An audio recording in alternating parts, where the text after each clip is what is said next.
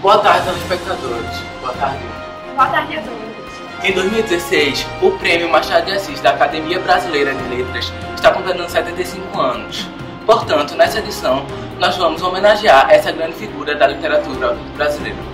Essa semana estive com o historiador Marco Antônio Meyer, com mestrado e doutorado nas obras de Machado de Assis. Boa tarde, doutor Meyer. Boa tarde. Sobre o conteúdo do seu doutorado é o líquido Machado de Assis. Nós estamos curiosos para saber um pouco mais sobre esse assunto para o programa de hoje. Bem, Angela, como você falou, o tema da minha tese são as obras machadianas, principalmente da sua fase realista, que é a fase que ele mais se destaca. Essa fase é muito diferente da fase romântica dele, pelo fato que ele traz personagens que elas agem de forma muito instintiva e por isso são imprevisíveis.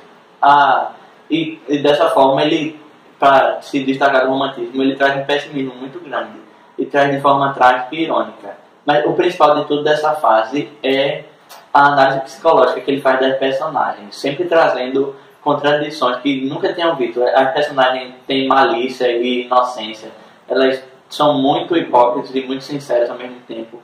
Isso traz uma diferença muito grande de todas as outras fases. E eu acho que o principal dele é que quando ele traz essas personagens assim, ele faz uma crítica indireta à sociedade, mas porque quase todas as relações entre os personagens da história acabam sendo envenenadas pela ambição, pelas segundas intenções, esse tipo de coisa.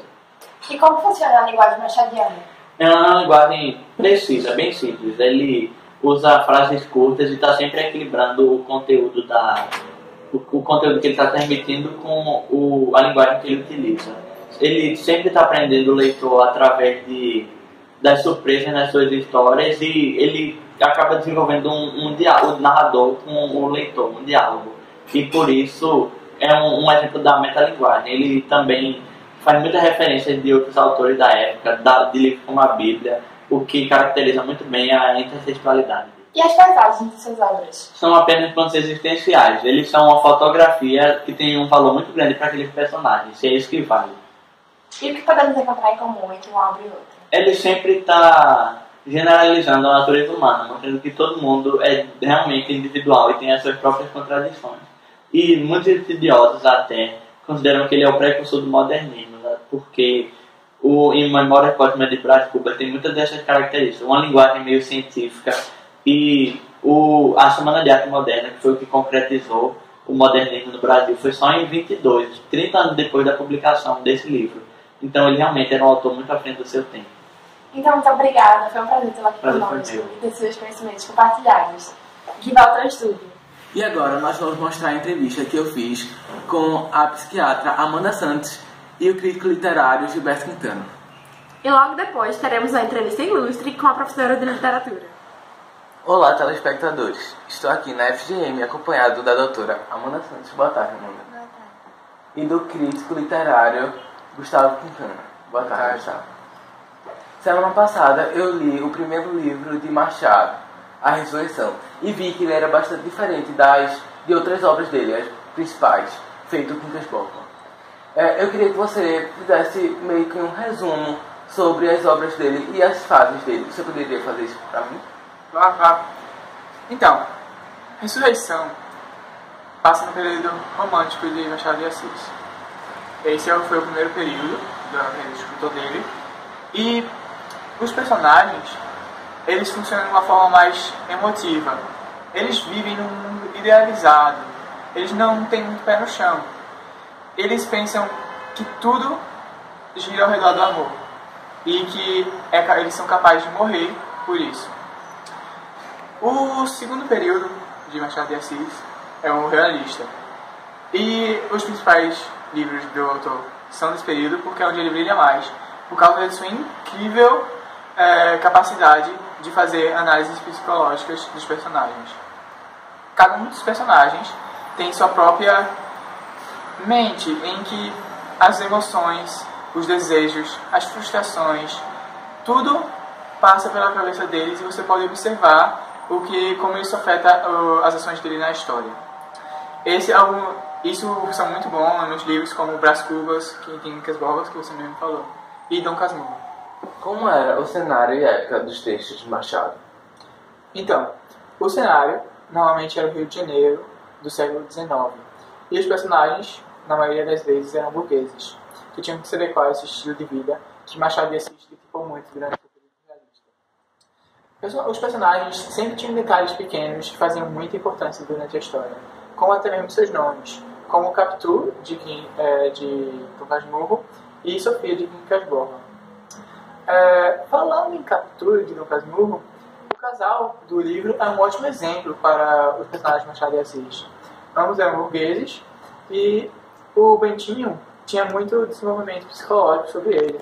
Todas as suas emoções, todos os seus medos, ciúmes, desejos, principalmente voltados a Capitu, eram mostrados para o leitor, que podiam sentir a sua vida completa. Pois é, Gilberto, o casal é um ótimo exemplo. Capitu é uma mulher única e especial na literatura. Parece até que ganha vida própria e provoca no leitor reações adversas. Não se sabe pelos nossos olhos e os de Bentinho o que ela realmente está fazendo. A mulher acaba roubando do marido o papel de protagonista do romance, e ela consegue isso na sociedade patriarcalista, na qual a figura masculina era o centro de tudo. Os olhos de Capitu, a sua presença, a forma como ela conquista os inimigos e os torna aliados, tudo isso torna a Amada de Bentinho uma personagem marcante e demonstra o quão bem Machado se saía ao desenvolver personagens femininos, como a Sofia de Quincas Borba. Já que vocês tocaram no tema da ciência feminina, conte como Machado ficou conhecido pelas personagens femininas. Primeiramente, nós temos que levar em conta a época, que é conhecida a maneira que as mulheres eram tratadas nesse tempo.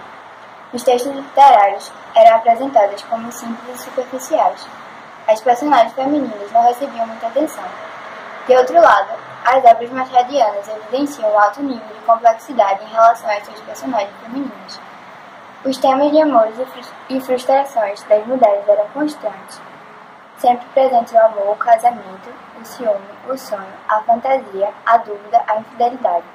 Suas obras, de modo geral, ensinam vários tipos femininos, com histórias povoadas de muitos personagens e situações que mostram as alternativas com que as mulheres se defendem. Obrigado, entrevistados. E agora com você, Ângela. Estou aqui com a Verônica Galvão, professora de literatura clássica da UFPL, que falará um pouco sobre as obras machadianas. Boa tarde, trabalho com a estética das obras de Machado de Assis e gostaria de agradecer pelo convite, Ângela.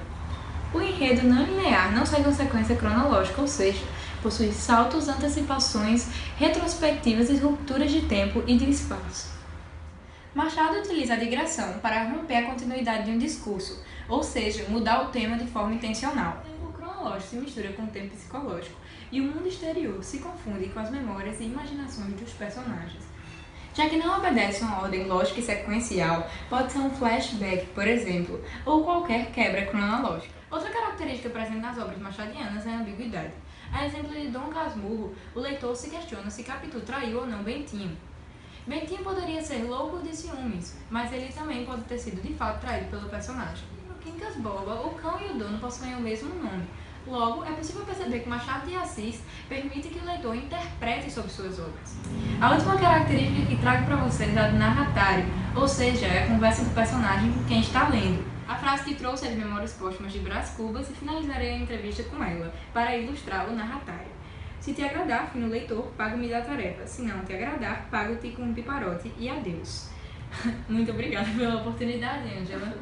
Eu que agradeço a presença. Para completar o que a professora disse, existe a intertextualidade, que é quando um texto de um autor remete a uma citação de um texto de outro autor, podendo ser direto ou indireto. Já a intratextualidade é quando o autor consegue criar elos entre seus próprios textos, como ele fez com o personagem Quincas Borba, entre o livro Memórias Póstumas de Brás Cubas e Quincas Borba. Muito obrigado por acompanhar nosso programa tão especial que foi hoje.